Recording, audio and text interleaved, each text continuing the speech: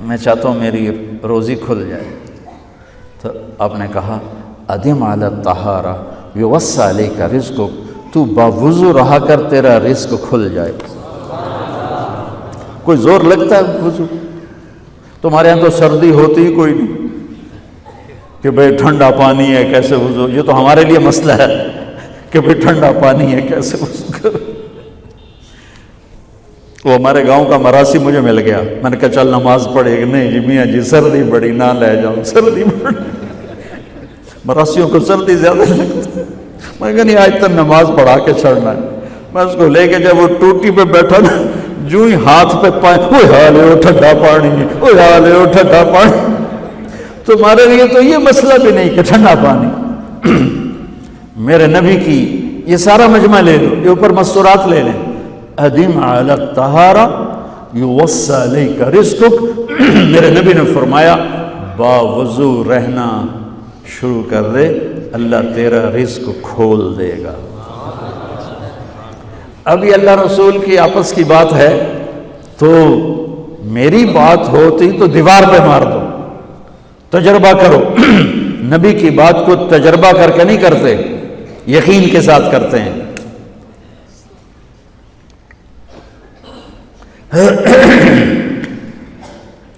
ادم علی الطہارہ یوسع علیک رزقک، باوضو رہا کر.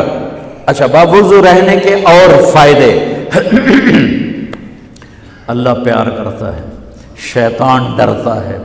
اور وضو ہوگا تو نماز آپ ہی پڑھی جائے گی. چلو یار وضو ہے 4 فرض ہی پڑھ لو گی. ایک دفعہ شیطان آیا ہمارے نبی سے ملنے، تو آپ نے اس سے پوچھا تیرے دشمن کتنے؟ کہنے لگا 15. آپ نے فرمایا کون کون ہے؟ کہنے لگا پہلے تو تھوڑا ہی نمبر ہے، پہلا نمبر تو تھوڑے نال میرا لگو ہے. پھر کہنے لگا وہ مسلمان جو 24 گھنٹے باوضو رہتا ہے وہ میرا بڑا دشمن ہے.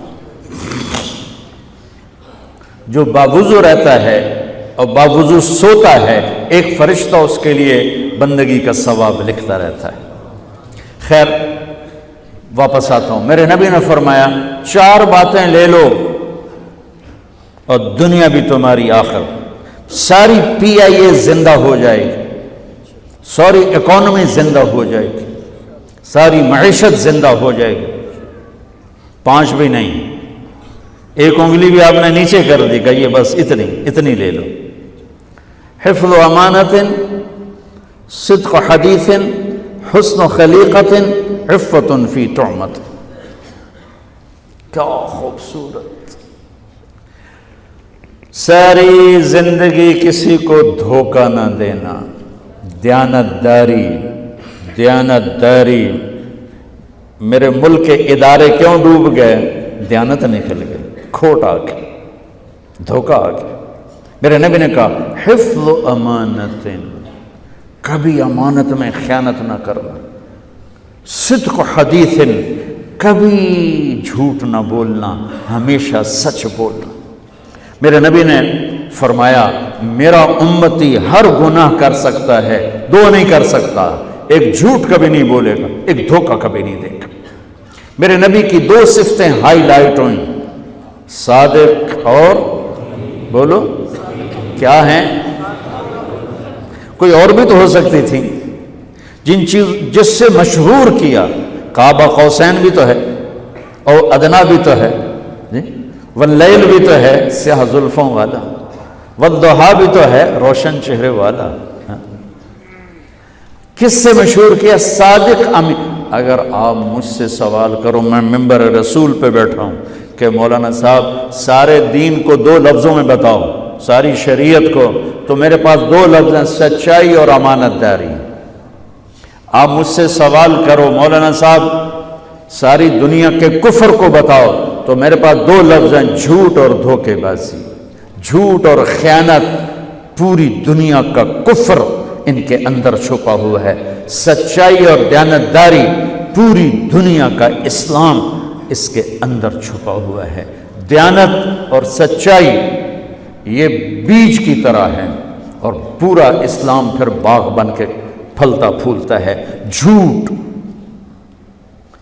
اور دھوکہ یہ بھی بیج کی طرح ہے، پھر اس سے کفر کا جنگل کانٹوں بھرا جنم لیتا ہے، میرے معاشرے سے جھوٹ نکل جائے، دھوکہ نکل جائے۔ یہ پاکستان جنت کا ٹکڑا ہے، اور یہ حکومت کے بس کا نہیں ہے کہ وہ سب کو سچ بلوائے۔ یہ مجھے کرنا ہے، یہ مجھے کرنا ہے، میں نے اور آپ نے اس کو شروع کرنا ہے۔ حضرت جریر بن عبداللہ یہ یمن کے شہزادے تھے، آخری حج پہ مسلمان ہوئے، اپنے نوکر سے فرمایا گھوڑا خرید کے لا، میں پیسے یہاں پیمنٹ کروں گا۔ وہ منڈی میں گیا، 300 روپے کا گھوڑا لے کر آیا۔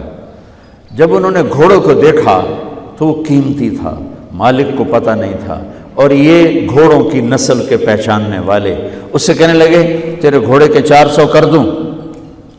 کر دوں۔ بڑا حیران ہو کے دیکھنے لگا، بھائی ہے کہ آپ تو مجھے چیز خریدنی ہے تو میں گھٹاتا ہوں، اور اجمل نے بیچنی ہے تو یہ اس کی قیمت بڑھاتا ہے، اور یہاں خریدار کہہ رہا ہے 400 کر دوں؟ وہ کہنے لگے کر دو۔ کہ 500 کر دوں؟ کہنے لگا کر دو۔ کہ 600 کر دوں؟ وہ تھوڑا تھوڑا گھبرانے لگا، بھائی یہ چکر کی ہے۔ 700 کر دوں؟ 800 کر دوں؟ وہ کہنے لگا حضور تسی لینا تو لو، پر میرا مذاق تھا نا، تسی اٹھو، کدی لین والے بھی پیسے بتائے، تسی میں نے 300 دے میں جاواں۔ کہنے لگا اس کو 800 دے دو اور گھوڑا باندھ دو۔ وہ حیران، خوشی سے چھلانگے مارتا ہوا گیا۔ تو جب وہ چلا گیا تو نوکر نے پوچھا میں جب 300 میں سودا کر کے آیا تھا تو 500 کس خوشی میں بڑھائے؟ فرمایا میرے بھائی اس کے گھوڑے کی قیمت 800 تھی، 300 نہیں تھی، اور میں نے نبی کے ہاتھوں میں ہاتھ دے کے یہ وعدہ کیا تھا زندگی بھر کسی کو دھوکہ نہیں دوں گا، سب کی خیر خواہی چاہوں۔ تو بھائیو میرے اداروں میں کس ٹیلنٹ کی کمی نہیں، صلاحیتوں کی کمی نہیں، دیانت کی کمی ہے، قوت عمل کی کمی نہیں، سچائی کی کمی ہے۔ حجاج بن یوسف ایک ظالم گورنر گزرا ہے، اس کے خلاف بغاوت ہوئی، وہ ناکام ہو گئی۔ تو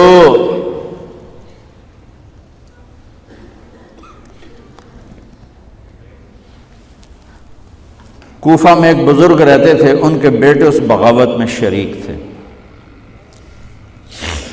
وہ چھپتے چھپاتے کئی سال کے بعد واپس آ گئے۔ ابن خراش ان کا نام تھا۔ ان کی سچائی مشہور تھی کہ ابن خراش جھوٹ نہیں بولتا۔ حجاج کو پتہ چل گیا CID سے کہ آ گئے، تو اس نے کہا آج ابن خراش کا امتحان ہوگا۔ اس کو کھانے پہ بلایا، عنوان ہی نہیں بنایا تفتیش کا، کھانے پہ بلایا اور کھانا شروع ہو گیا۔ باتوں باتوں میں کہتا ہے ابن خراش آپ کے بیٹے ہمارے خلاف لڑ کے بھاگ گئے تھے، کوئی پتہ؟ تو ابن خراش ہنس پڑے، کہنے لگے حجاج زندگی موت تو اللہ کے ہاتھ میں ہے، گھر آئے بیٹھے۔ تو اس نے کہا تیری سچائی کو سلام کرتا ہوں، اگر تو جھوٹ بولتا یہیں تیرا سر اتارتا، پھر تیرے بیٹوں کا جاؤ سلام ہے تیری سچائی کو، تیرے بیٹے تجھے مبارک ہوں، مسلمان جھوٹ نہیں بولتا۔ میرے نبی سے پوچھا گیا یا رسول اللہ کیا مسلمان بزدل ہو سکتا؟ کہا کیا مسلمان بخیل ہو سکتا؟ آپ نے کہا۔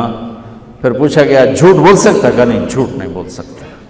تو دو باتیں حدیث پاک کی، صدق حدیث، حفظ امانت، یہ دو باتیں زندہ ہو جائیں تمہارے سارے ادارے زندہ ہو جائیں، ہم نقصان سے نکل کر نفع میں آ جائیں گے، نفع میں آ کر اوروں کو دینے والے بن جائیں گے۔ اس ملک میں اتنے خزانے اللہ نے چھپائے ہیں، اور اس ملک میں اتنے اللہ نے استعداد والے لوگ پیدا فرمائے ہیں، صرف دو چیزوں سے ہم مار کھا رہے ہیں، ہمارے جو ادارے ڈوب رہے ہیں، وہ گلگت سے لے کر گوادر تک، اس میں وسائل کی کمی نہیں، سچائی کی کمی ہے، دیانتداری کی کمی ہے، اور یہ ریلیٹڈ ہے رب ہونے کے ساتھ کہ ہم نے اللہ کے رب